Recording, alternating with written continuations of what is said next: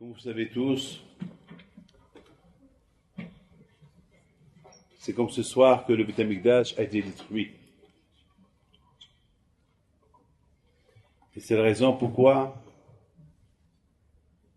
on se réunit dans le monde entier, là où il y a les Juifs, ils s'assoient par terre,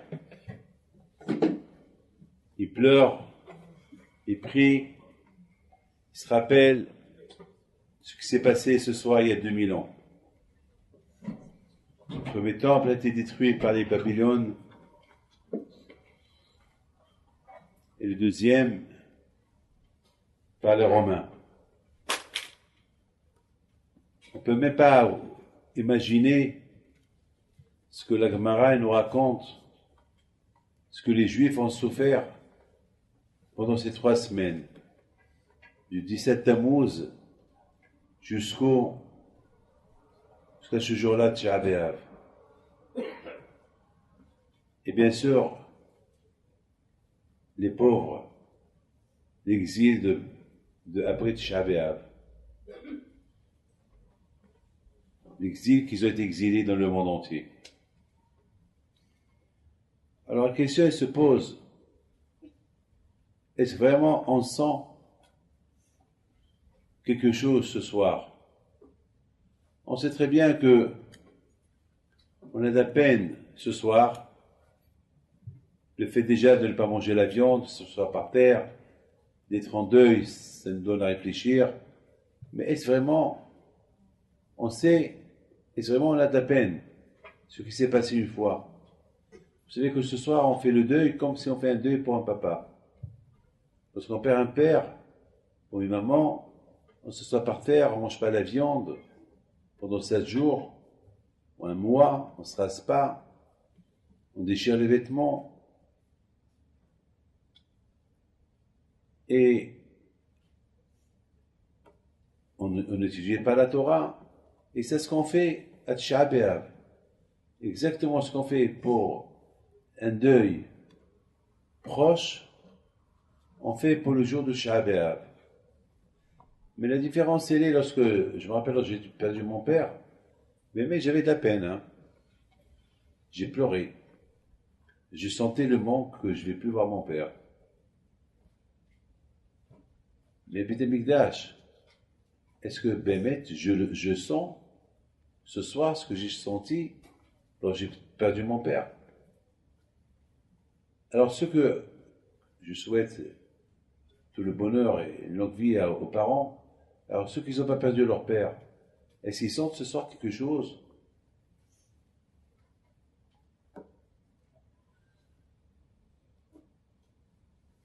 Lorsqu'on a un problème, on essaie de réparer le problème. On réfléchit. Pourquoi j'ai le problème? Lorsqu'on a un business, on fait un inventaire pour voir si je gagne ou je perds. Le Beth Amikdash, ce qu'il y avait avant, ce qu'il n'y a plus aujourd'hui. À tel point que le prophète dit Echa yashva badad, ha'ir rabbat ya'am. Le prophète Yirmiyah, il pleure la destruction de Beth Amikdash. Ce pays-là, cette ville qui était la plus belle ville du monde, il paraît, c'est ce qu'on dit, du monde entier on venait la voir, et les gens disaient mais c'est la plus belle ville du monde. Il y avait des haramim, les gens venaient voir le Beth Amikdash, comment, quand qu'aujourd'hui la Havdil, le monde entier vont tous visiter Paris, la Tour Eiffel, l'Arc de Triomphe, New York. À l'époque, l'endroit qui attirait le monde pour venir visiter, c'était Jérusalem. Les gens, les goïms, venaient visiter Jérusalem. Et tout le monde s'étonnait, quelle beauté. Le Beth Amikdash, comment les Kohanim travaillaient. Surtout lorsque les Juifs venaient à Beth Amikdash 3 fois dans l'année. Il y avait des millions, jusqu'à 15 millions de Juifs. à Yerushalayim. Il y avait de la place pour tout le monde. Vous imaginez 1 million de juifs avec sa famille, ça pesait lourd. Qu'est-ce qu'ils vont manger? Il n'y avait pas des camions qui vont apporter du manger. Je ne sais pas la bracha qu'ils avaient. Les millions de sacrifices qu'ils faisaient, où ils pouvaient tous se mettre. Lorsqu'on va à Jérusalem aujourd'hui, qu'elle est petite. Mais comment tout ce monde-là, la fête du Sukkot, lorsque chacun il construisait sa soukha, où il y a de la place? Comment ça se passait? Le Pekavot il dit, mais Olam, jamais il a dit, il n'y a pas de place, c'est serré. Il y avait de la place pour tout le monde. C'était des miracles. Malheureusement, ces miracles aujourd'hui, on ne les voit pas. Mais c'est ça qui a attiré les gens pour venir voir ce peuple juif, comment il vit, comment il vivait. Saïmouna, ils voyaient, Haramim disent que les miracles qu'il y avait au Yerushalayim, que les Goïms, ils voyaient ces miracles, et retournaient chez eux et racontaient ça aux gens. Aujourd'hui, il n'y a plus tout ça. Et les gens aujourd'hui, malheureusement, comment on peut sentir le manque de tout ce qu'il y avait à l'époque au Beth Amikdash?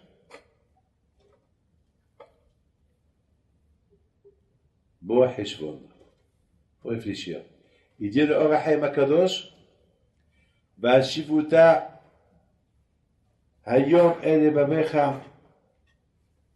Le Or HaChaim HaKadosh dit que lorsqu'on voit les problèmes qui arrivent, il faut voir Hayom, il faut voir aujourd'hui ce que tu as fait. C'est quoi, qu'est-ce que j'ai fait aujourd'hui? Heshvon Nefesh, un bilan de conscience. Un bilan de conscience. On fait des bilans. On fait beaucoup de bilans on veut régler un problème, on réfléchit comment régler le problème. Comment régler ce problème de notre existence aujourd'hui, que nous sommes en exil? Est-ce qu'on s'est habitué? Est-ce qu'on aime? Est-ce que ça nous plaît cette vie qu'on vit aujourd'hui? Ou on veut un changement? Un changement, tout dépend de chacun. Un bilan de conscience.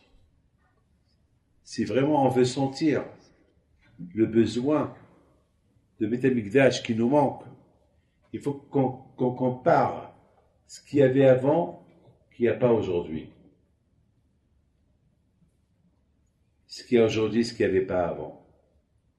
C'est ça qu'il faut réfléchir. Et je pense que c'est ça, malheureusement, c'est ça qui fait de nous qu'on fait par habitude le deuil de Beth Amikdash, mais au fait, le vrai deuil, c'est les vrais tzadikim qui sentent le manque qui manque aujourd'hui, ce qu'il n'y a pas aujourd'hui, ce qu'il y avait avant, et ce qu'il n'y avait pas avant qu'il y a aujourd'hui.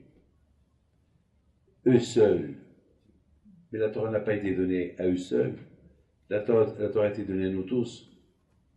Donc, à bataille, chacun, si vraiment on veut sentir le Hurban Beth Amikdash, la destruction de Beth Amikdash, il faut vraiment voir du côté spirituel. Parce qu'il y a quelqu'un qui m'a dit, Rabbi David, vous savez que chaque pays dans le monde, il peut faire son propre Tisha B'Av. Parce qu'il y a beaucoup de pays ils souffrent, ils ont souffert. Il n'y a pas que le peuple juif seul qui a souffert. Il y a beaucoup de fois, il y a les Noirs qui ont souffert, il y a les Soudanais qui ont souffert et qui souffrent. Il y a beaucoup de nations qui souffrent. Malheureusement, on a vécu la Shoah, 100 millions de personnes qui ont été tuées dans la Shoah. Donc, pourquoi nous, les Juifs, on fait un bruit pour ce que nous avons souffert un jour? Il m'a même dit, pourquoi la France, il n'y avait pas Rome qui est rentré en France, ils ont tué des millions de personnes là-bas. Et pourquoi la France ne fait pas un jour de Shoah, un jour de Tisha B'Av, Et chacun, et du coup, toute la classe, ils ont commencé à me poser les mêmes questions. Et j'aurais dit, vous savez que Yami a dit, Bachot ipre alayla ze. Bachot ipre. Deux fois le prophète il dit de pleurer. Bachot ipre. C'est pareil que pleurer une seule fois. Il faut pleurer deux fois. Pourquoi il faut pleurer deux fois? Il faut pleurer une fois par rapport à l'exil, par rapport à ce que nous avons souffert, par rapport au crime qu'il y a eu ce soir, la destruction du Beth Amikdash, est-il prêt et pleurer une autre fois par rapport à quoi? Par rapport à ce que nous avons perdu de cette vie spirituelle. Vous savez c'est quoi? Vivre en Israël avec les mitzvot, voir la présence d'Hachem. Aïe aïe aïe, on pleure ça aussi. Vous savez que on dit que le deuxième Beth Amikdash, lorsqu'ils ont construit le deuxième Beth Amikdash, les Juifs qui se retournaient de l'exil de Babel, ils ont commencé à pleurer. Il paraît qu'ils ont tellement pleuré, jusqu'à que leur pleur a été entendu à 70 kilomètres. Pourquoi ils ont pleuré? Le contraire. Ils devaient être contents que voilà, ils ont construit le deuxième Beth Amikdash. Pourquoi ils pleurent? Quelle est la raison pourquoi ils ont pleuré? Et nos sages, ils nous disent une phrase extraordinaire. Parce qu'ils ont comparé la Kedusha qu'il y avait dans le premier temple et la Kedusha qu'il y avait dans le deuxième temple. Ils ont vu que c'était moins. Parce qu'au premier temple, il y avait le Aaron, l'arche, il y avait les prophètes, Hachem pouvait parler avec des gens, il y avait la manne, il y avait pas mal de choses que dans le deuxième temple, il manquait. Donc, c'est ça qui leur a... les vieux de l'époque, ils se sont rappelés. Aïe, aïe, Sarah, il y a Nissa. Alors nous, mes amis, maintenant qu'on n'a pas ni le premier ni le deuxième, a priori, on devait pleurer et nos pleurs, ils devaient être entendus jusqu'à la France. Mais est-ce qu'on pleure? Parce qu'aujourd'hui, non seulement il nous manque ce qu'il y avait au premier temple, mais il nous manque aussi ce qu'il y avait au deuxième temple. On a ni ça. Est-ce qu'on pleure comme ça? Je ne pense même pas nos pleurs, ils vont dépasser la porte de cette synagogue. Et c'est pour ça qu'on dit, ça va, dommage. Mais ce dommage, il vient à cause de quoi? Parce que ce dommage, il vient parce qu'on ne réfléchit pas. On n'arrive pas à comparaître qu'est-ce qui nous manque. S'il nous manque du pain à la maison, tout de suite, on va l'acheter. Dès qu'il manque quelque chose que l'autre, il a et moi, j'ai pas, je vais l'avoir. Et pourquoi on n'est pas concerné? Sinon tous, on réfléchit un peu. Il nous manque le plus important, le Beth Amikdash. Où est le Beth Amikdash? Ben, si chacun de nous, il fait un effort, mais il faut savoir une chose, que avant de dire, écoutez bien ce que je vais vous dire, avant d'arriver à une prise de conscience, ce qui nous manque pas aujourd'hui, il faut toujours réfléchir, est-ce qu'il y a des conditions ou il n'y a pas de conditions? Parce qu'il y a des conditions pour vraiment sentir le besoin de Beth Amikdash. Et c'est quoi les conditions? Est-ce qu'il y a l'amour du prochain? Est-ce qu'il n'y a pas la haine gratuite? Est-ce qu'on aime la Torah? Et tout cela, mes amis, ça nous donne à réfléchir. La Gemara nous raconte, écoutez bien ça, que Titus, mais écoutez ça, parce que je vais raconter, ça m'a révolté. Mais après, je me suis calmé. On raconte que Titus, une fois qu'il est rentré au temple, et il a vu la parochette, il avait le rideau qui sépare la menorah et l'endroit le Saint des Saints. Il a pris son épée, il a déchiré la parochette. Il a déchiré ce rideau. Et il a vu que le sang y coulait. Il a cru qu'il a tué Dieu. Ah, je l'ai tué. Bien sûr que Hachem, il a voulu rigoler un peu. Mais moi, je me suis posé une question. Hachem, est-ce qu'en ce moment-là, que ce rachat de Titus, que ces soldats, ils sont en train de violer, tuer des femmes en dehors du temple, et son but et son intention, c'est de brûler. Et c'est le moment de lui montrer que il t'a eu, c'est pas assez ce qu'il est en train de faire. Hachem, pourquoi tu fais ça? Et vraiment, Titus, il a cru qu'il a tué Dieu.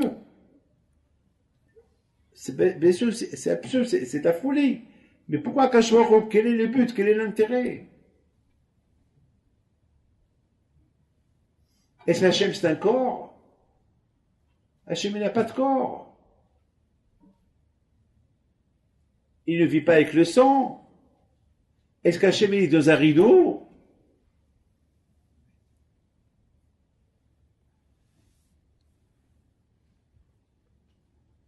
Rabotai,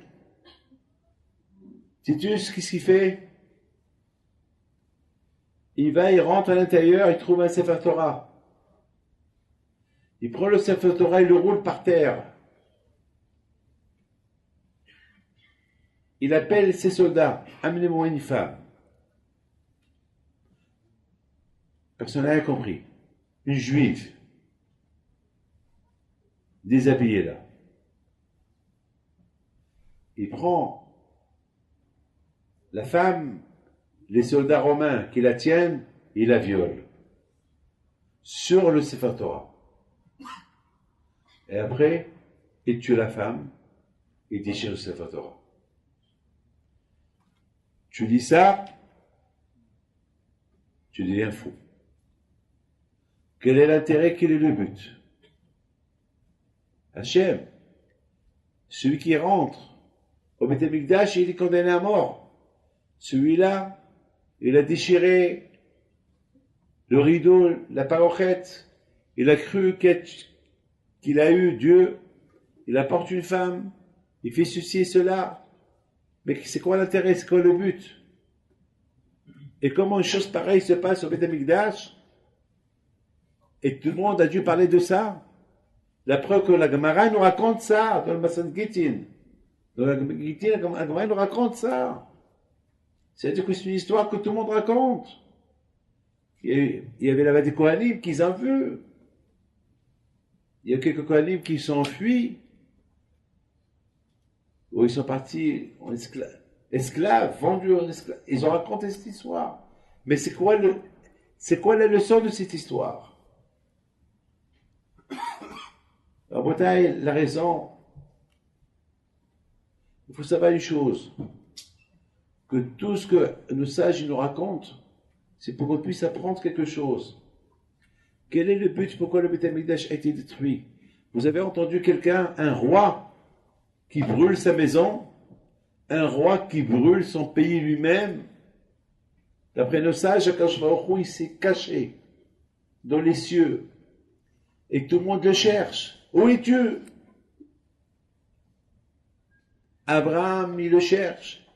Yitzhak, Yaakov, Moshe, Aaron, les tzadikim, tout le monde cherche Akadosh Baruch Hu. Et où est Akadosh Baruch Hu? Akadosh Baruch Hu, il est caché. Bamistarot Iprenavshi, il pleure.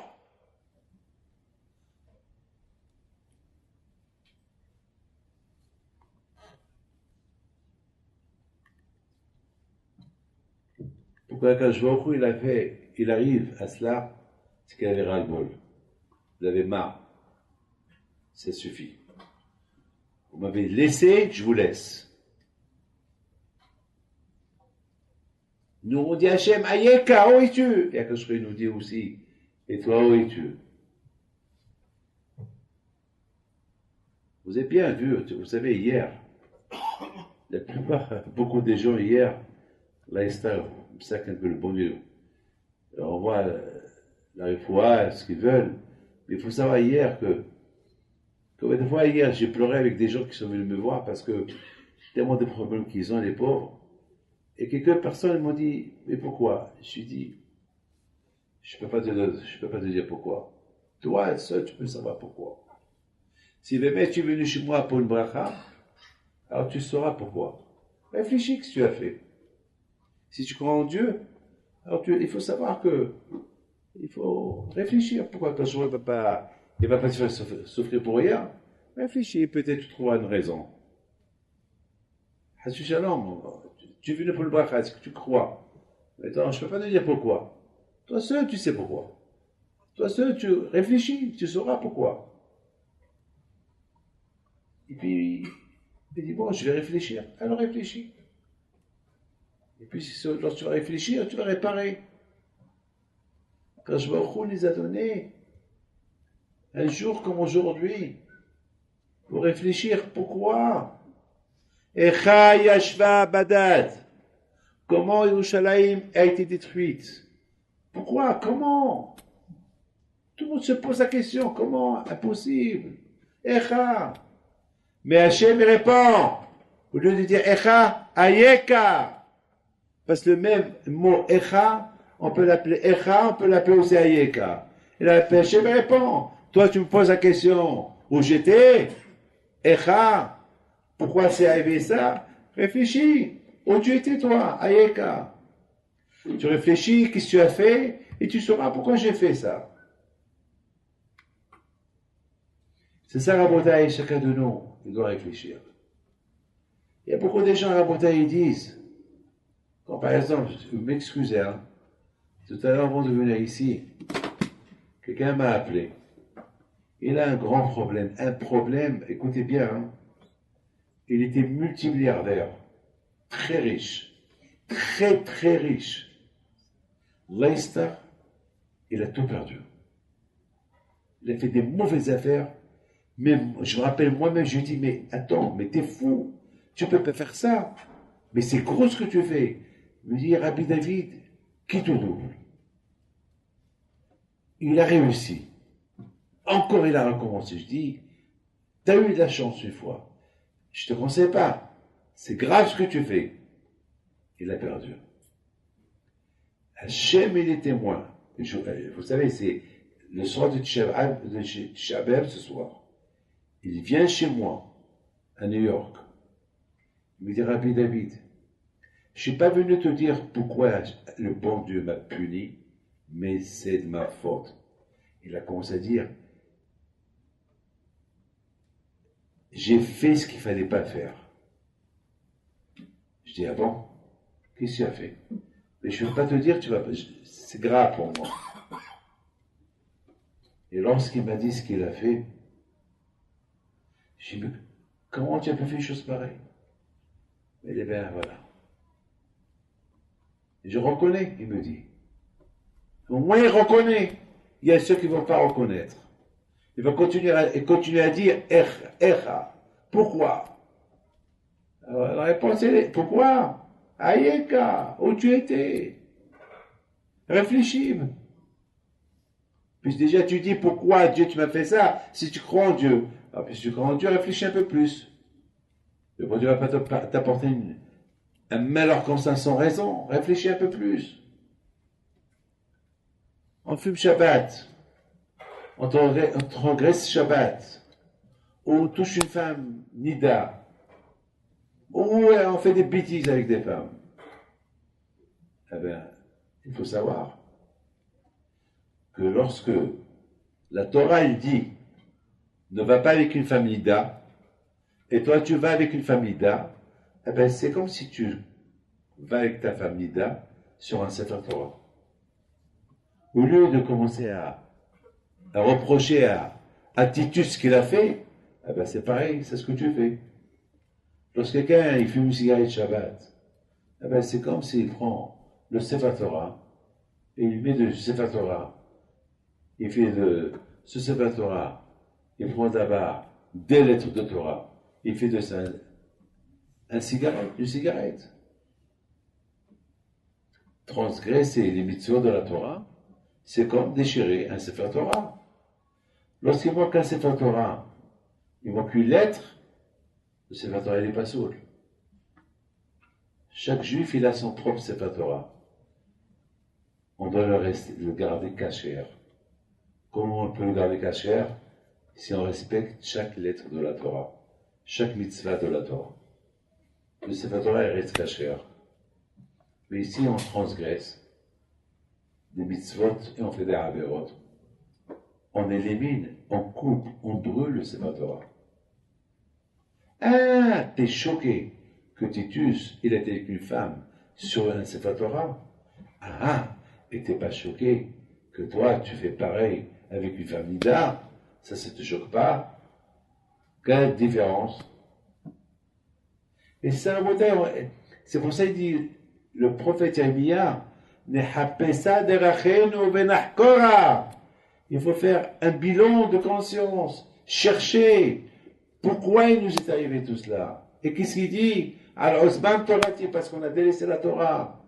Parce que c'est la Torah qui renforce la personne pour ne pas le faire les averot. Et lorsqu'on étudie pas la Torah, comme si on prend cette Torah-là, on fait ce qu'il a fait Titus. C'est que Titus, il a fait le Maasé, il a fait un acte sur le Sefer Torah. Nous aussi, on ne fait pas moins que lui. Pareil, on rend notre propre Sefer Torah pas soul. Puis chaque juif, il a 613 membres even qui représentent les 613 mitzvot. Et je termine avec ma dernière question. Ce rideau-là, mes amis, écoutez bien. Ce rideau Rabodaï qui représente quoi? Rabodaï, ce rideau Rabodaï qui représente la Emouna. La Emouna. Bien sûr, Rabodaï. Celui qui croit en Dieu, il est fou de croire qu'il a tué la boule. Jusqu'à là, Rabodaï, vous allez voir, bien sûr. Et celui qui croit en Kadosh Baruch Hu, bien sûr, il va dire, ouais, Kadosh Baruch Hu, il a voulu rigoler avec Titus. Et alors, vous savez, mes amis, que lorsque quelqu'un il fait une avéra, qu'est-ce qu'il fait? Il fait un Kadosh Baruch Hu, il le pousse à faire d'autres avérot. Ouais, Hachem lui-même, il le pousse. Pourquoi? Parce que, bon, si tu réfléchis un peu, tu ne vas pas les faire. Jamais tu les feras. On dit, mitzvah goret mitzvah, avera goret. Tu fais mitzvah et t'entraînes, le bon Dieu t'entraîne à faire une autre mitzvah. Tu as une avera, le bon Dieu t'entraîne à faire une avera. La bataille ce soir, c'est la nuit où le Beth Amikdash, les deux ont brûlé. Et Bidavka, ce soir, ça commence la fête. Chara alay moed. Parce que cette fête-là, parce que cette Horban, cette destruction du Beth Amikdash, on a les Mouna qui va avoir une construction.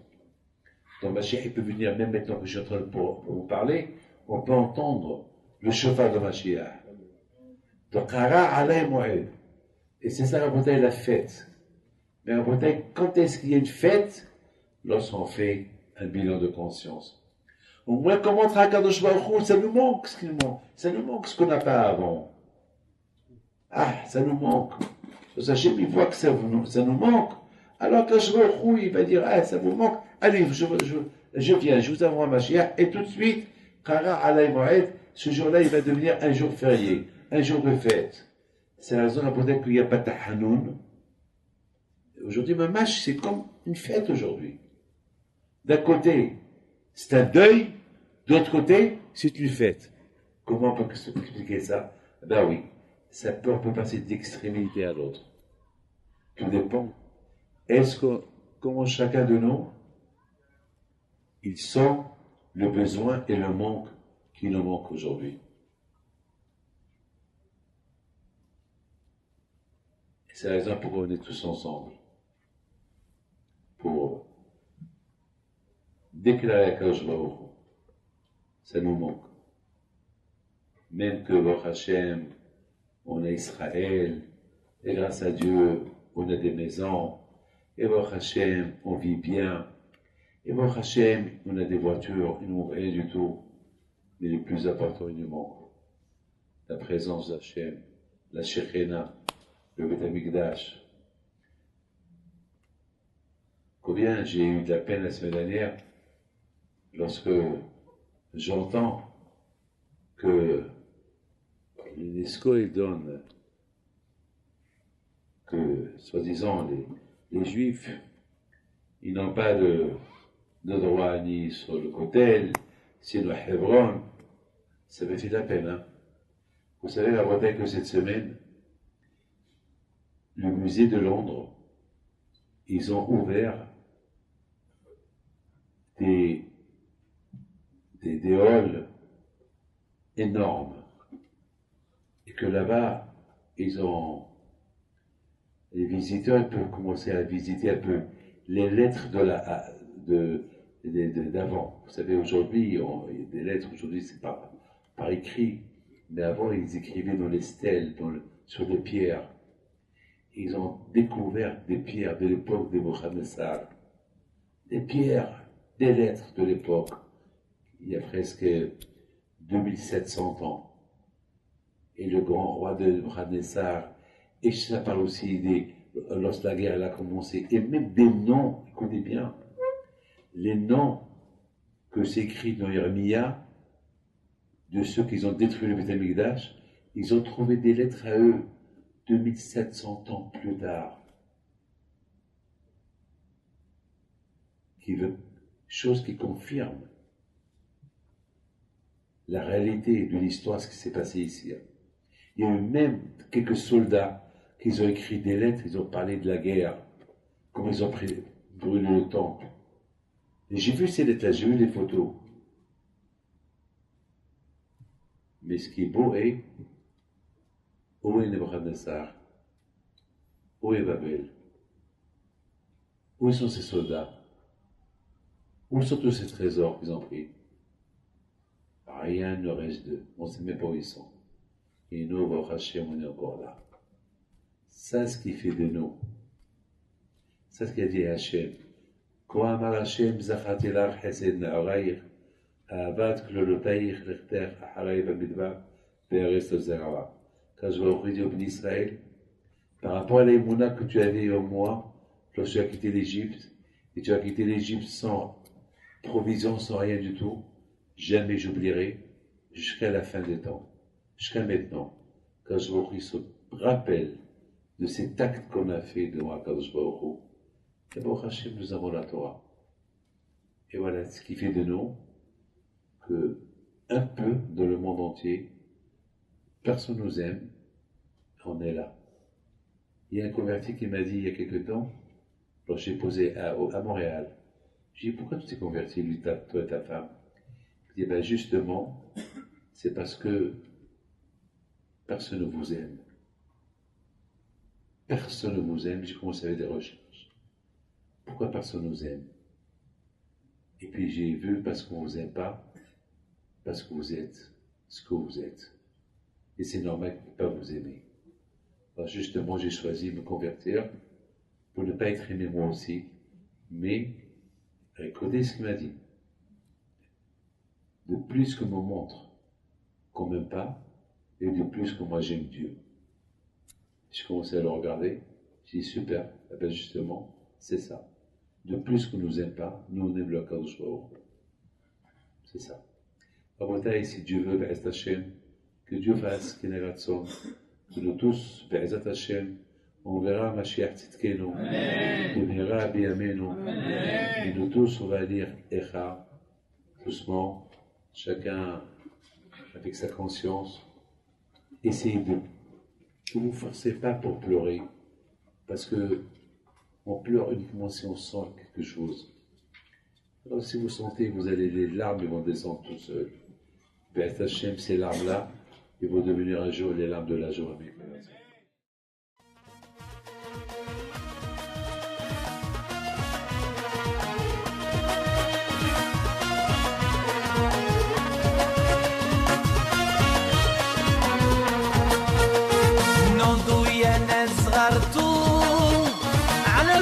حيم بينتو وقف لنا زي